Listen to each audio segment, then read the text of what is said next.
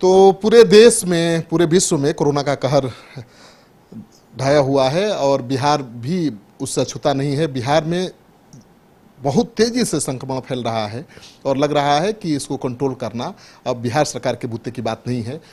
हम बिहार में जो कोरोना संक्रमण है उस पर भी बात करेंगे और बिहार की राजनीति पर भी बात करेंगे, क्योंकि बिहार में ठीक 4 महीने बाद चुनाव होना है और उसको लेकर राजनीति भी तेज हो गई है।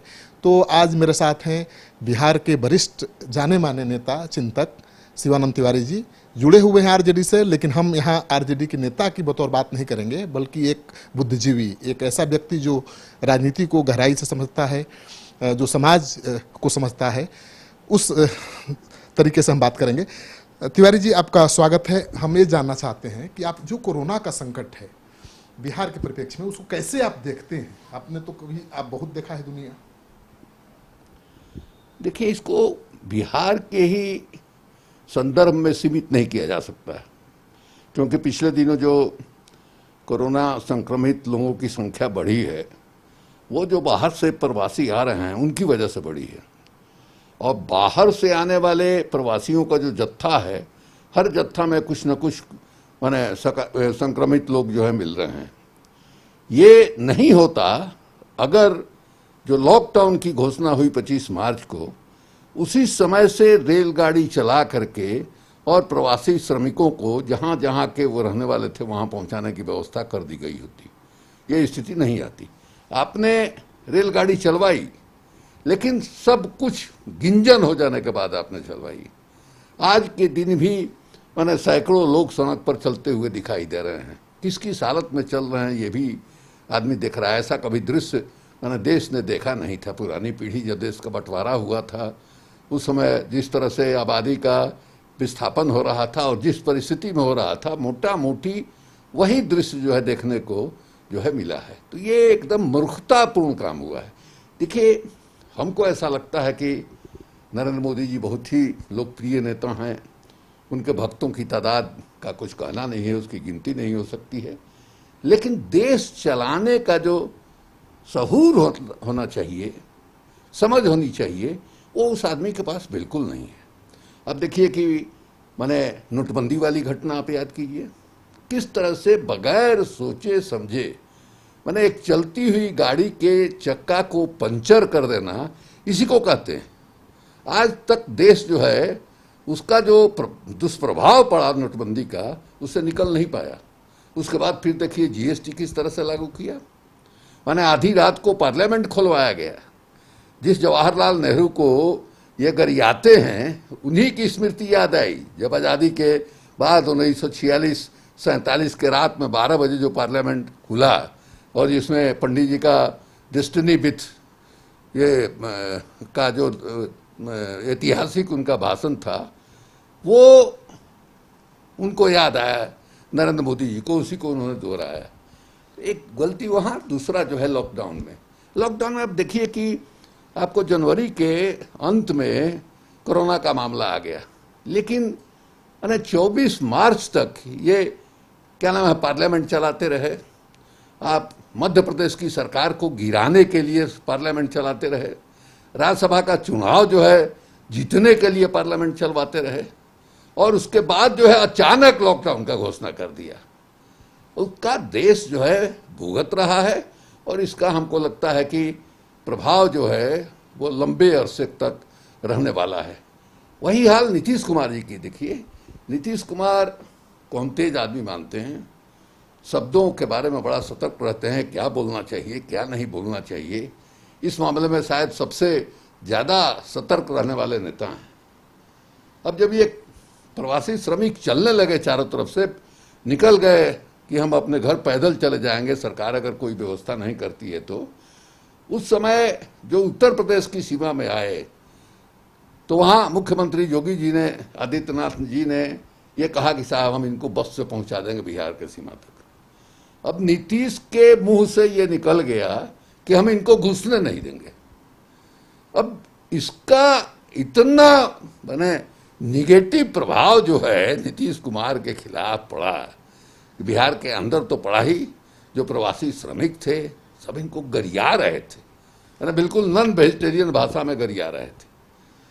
अब जो है इनको लगा कि भाई बड़ा भारी नुकसान हुआ है, तब इन्होंने कहा कि नहीं साहब एक एक आदमी को बुलाएंगे। और ये भूल गए कि जो प्रवासी आ रहे हैं उनमें हर जत्थे में कुछ न कुछ संक्रमित लोग रह रहे हैं, कैसे मैनेजमेंट होगा।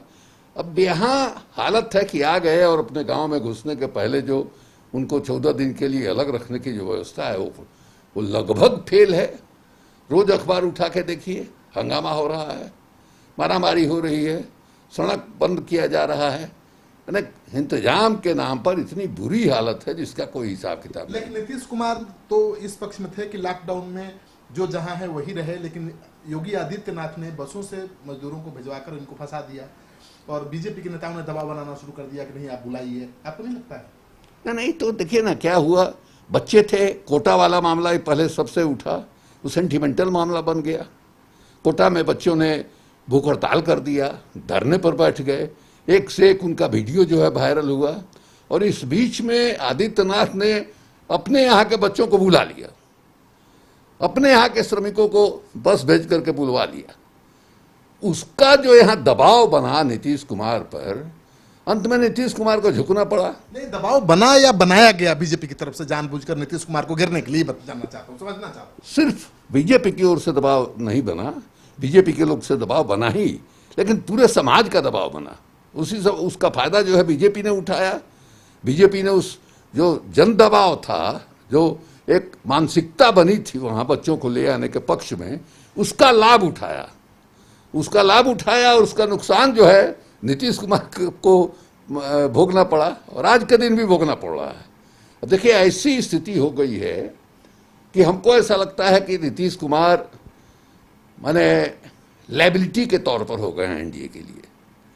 एक जमाने में नीतीश कुमार का चेहरा जो है वो माने एसेट माना जाता था, पूंजी थी वो, सुशासन का चेहरा। इसके अलावा उनकी जो राजनीति थी, सोशल जस्टिस वाली राजनीति थी, मैंने अति पिछड़ा, महादलित, ये पंचायतों में आरक्षण दिया, औरतों का 35% के बदले 50% जो आरक्षण दिया, लड़कियों को साइकिल दिया, समाज में बदलाव आया इसका लगे कहने। लेकिन वो सब लोग भूल गए और अभी जो है बिल्कुल नकारात्मक जो है उनकी छवि बन गई है। और इसलिए हमको लगता है कि भीतर भीतर भाजपा जो है माने इस बात की तैयारी कर रही है कि नीतीश कुमार के चेहरे को सामने रखे बगैर हम चुनाव लड़ सकते हैं कि नहीं। इसका असेसमेंट जो है गंभीरता के साथ मैंने भारतीय जनता पार्टी ने शुरू कर दिया है। ये कैसे लग रहा है आपको कि बीजेपी नीतीश कुमार को चेहरा नहीं बनाना चाहती है चुनाव में? इसलिए कि लेबिलिटी हो गया है कि जो चेहरा, अगर मान लीजिए जो पूरा प्रकरण जो है अभी जिस पर हम लोगों ने बात किया है, इसने तो मैंने नीतीश कुमार को एकदम कटघरे में खड़ा कर दिया है। आप कहीं भी जाइए गांव देहात में, नीतीश कुमार को लोग गरिया रहे हैं, नीतीश कुमार की लोग आलोचना कर रहे हैं और एकदम मान के चल रहे हैं नहीं साहब ये आदमी गड़बड़ है। लेकिन नीतीश कुमार को कटघरे में खड़ा करने में अहम भूमिका बीजेपी ने निभाई है। देखिए स्वाभाविक है ना भाई, अब हिंदी पट्टी में बिहार ही एक ऐसा प्रदेश बन गया था जहां बीजेपी की अकेले सरकार नहीं। उत्तर प्रदेश में उन लोगों ने बना लिया, मध्य प्रदेश में बना लिया, राजस्थान में भी बना चुके। अब बिहार एक महत्वपूर्ण है, पॉलिटिकली बहुत ही महत्वपूर्ण राज्य है, हिंदी आबादी के हिसाब से भी है, सीटों के संख्या के हिसाब से भी है। तो भारतीय जनता पार्टी कोई नीतीश कुमार से मोहब्बत तो नहीं करती है, तो जैसे पति पत्नी के बीच में गांठ माना जाता है वो तो उस तरह का संबंध तो है नहीं। सब जो है उपयोगिता के आधार पर जो है ये संबंध बना है। और हमको याद है कि नीतीश कुमार एक जमाने में कहते थे कि हमारा और भारतीय जनता पार्टी का जो गठबंधन है, अलायंस है, वह सिर्फ पॉलिटिकल अलायंस नहीं है, राजनीतिक गठबंधन ही नहीं है, सोशल अलायंस है। सोशल अलायंस का क्या मतलब हुआ कि बीजेपी का अपर कास्ट और हमारा जो है पिछड़ा, ये दोनों का कॉम्बिनेशन जो है हुआ। लालू यादव का जो के खिलाफ जो जनता के अंदर गुस्सा था और पिछड़ों में भी जो अति पिछड़े थे वो लालू यादव के से निकले। जो लालू यादव जिसको कहते थे कि बक्सा से हमारे जिन निकलेगा, वो जिन जो है इनके बक्सा से निकल करके वो नीतीश कुमार के पीछे चले गए। तो ये नीतीश कुमार की जो ताकत थी लालू यादव का जिन उनके माने उनके साथ जुट गया, एक ताकत उनकी बन गई, ताकत बन गई। लेकिन धीरे धीरे भारतीय जनता पार्टी ने भी काफ़ी मेहनत किया अति पिछड़ों के बीच में। अब देखिएगा कि दरभंगा में निषादों का बहुत बड़ा सम्मेलन किया, उसके अलावा पार्टी के अंदर भी माने अति पिछड़ों के चेहरों को प्रोजेक्ट करना शुरू किया। तो ये उसने भी नीतीश कुमार की जो राजनीति का जो टैक्टिक्स था उसको उसने भी अडॉप्ट किया और आज ऐसी स्थिति हो गई है कि नरेंद्र मोदी का जो इमेज है वो भी दरक गया है इमेज, पहले वाली स्थिति नहीं है। अभी जो प्रवासी आ रहे हैं उनको माने एकदम नॉन वेजिटेरियन गाली दे रहे हैं नरेंद्र मोदी को भी, लेकिन ज्यादा जो है वो इसके शिकार जो है नीतीश कुमार हुए हैं। लेकिन आप बताइए कि इसका फायदा किसको मिलेगा? राजनीतिक रूप से बिहार में चुनाव होना है, तो अगर बीजेपी के मोदी को गाली दे रहे हैं मजदूर, नीतीश कुमार को दे रहे हैं, तो राजनीतिक फायदा हमको लगता है कि अगर नीतीश कुमार को डंप कर देगी बीजेपी, और जिस ढंग से समाज में एक कहिए कि कम्युनल लाइन पर पोलराइजेशन करने की जो कोशिश हुई है, उसका फायदा जो है लेना चाहेगी बीजेपी।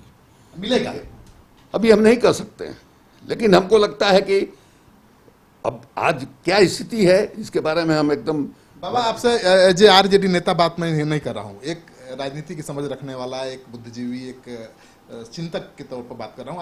आपको क्या समझ करती है? हम कोई ऐसी बात नहीं कर रहे हैं। हम कह रहे हैं कि जो कम्युनल लाइन पर पोलराइजेशन जो है, भारतीय जनता पार्टी की राजनीति का रीढ़ यही है, इसके अलावा वो कुछ जानते नहीं हैं। अभी तक हम लोगों ने जो बात किया नोटबंदी के बारे में, जीएसटी के बारे में, लॉकडाउन के बारे में, ये सब जो है मैंने देश के इकोनॉमी पर, देश के प्रगति पर, विकास पर सबका नकारात्मक असर जो है पड़ा है। लेकिन फिर भी भारतीय जनता पार्टी क्यों मैंने उसको बहुमत मिलता रहा है, या मोदी लोग क्यों चिल्लाते हैं? वही है कि मोदी को हिंदू हृदय सम्राट जो है मान लिया गया है, और ये माना जाता है कि साहब ये इन लोगों ने प्रचार किया जो हिंदू समाज को कायर बनाने वाला है कि मुसलमान जो है वो माने इतना बच्चा पैदा कर रहा है, उसकी आबादी इतनी तेजी से बढ़ रही है कि एक दिन वो फिर से भारत पर कब्जा कर लेगा, और लोगों को डरा करके माने मुसलमानों के खिलाफ। बिहार में आपको खबर होगी, आप लोग माने पत्रकार हैं, चारों तरफ की खबर रहती है कि मुसलमानों के ठेला से फल लोग नहीं खरीद रहे हैं, सब्जी नहीं खरीद रहे हैं। कोरोना से भी जोड़ दिया गया मुसलमानों को, कोरोना से जोड़ दिया गया। आप देखिए कि वो तबलीगी मरकज वाला जो मामला आया, यहाँ बिहार में बेतिया में जो कलेक्टर ने चिट्ठी लिख दी, इन सबको मिला करके ऐसी स्थिति हो गई है कि माने हमको ऐसा लगता है कि भारतीय जनता पार्टी इसका लाभ लेने के लिए अकेले लड़ने का भी फैसला कर सकती है। और अगर हम लोग जो विरोधी दल के लोग हैं, अभी तक हम लोग समाज में उस ढंग से माने हमारा सबसे मुख्य अस्त्र रहा जात, कि साहब यादव हमारे साथ रहेगा, मुसलमान कहाँ जाएगा, मुसलमान हमारे साथ रहेगा, उपेंद्र कुशवाहा जुट जाएंगे, जीतन राम मांझी जुट जाएंगे, मदन साहनी जुट जाएंगे, ये बहुत बड़ा जमात जो है हमारा हो जाएगा, यही चिंतन रहा है। लेकिन भारतीय जनता पार्टी जो कम्युनल राजनीति कर रही है, उसका काट जो है विचार के आधार पर, सिद्धांत के आधार पर, इससे देश को नुकसान होगा, देश कमजोर होगा। जिस समाज में तनाव रहेगा वो समाज कभी आगे नहीं बढ़ सकता है। हम लोगों ने इस दिशा में मैंने कमजोरी दिखाई है, इस दिशा में हम लोगों ने काम नहीं किया है।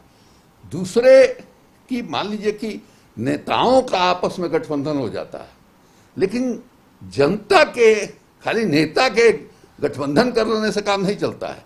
आप देखिए कि उत्तर प्रदेश में क्या हुआ, अखिलेश यादव और मायावती ने गठबंधन कर लिया, लेकिन नीचे समाज में वो गठबंधन नहीं हुआ। समाज में यादवों के बीच में, दलितों के बीच में जो तनाव था, अब ये उस समय संभव होता, पर्याप्त समय भी था अखिलेश और मायावती के पास कि ये लोग ज्वाइंटली है जिले जिले में, अनुमंडल में सभा करते, दोनों के कार्यकर्ता एक साथ जुटते, ये उनका जिंदाबाद लगाते, वो उनका जिंदाबाद लगाते। नेता मिल गए, कार्यकर्ता नहीं मिले। नहीं, एकदम नेता और कार्यकर्ता, नेता मिल गए, कार्यकर्ताओं का दिल नहीं मिला, और जनता जहां थी वहीं रह गई।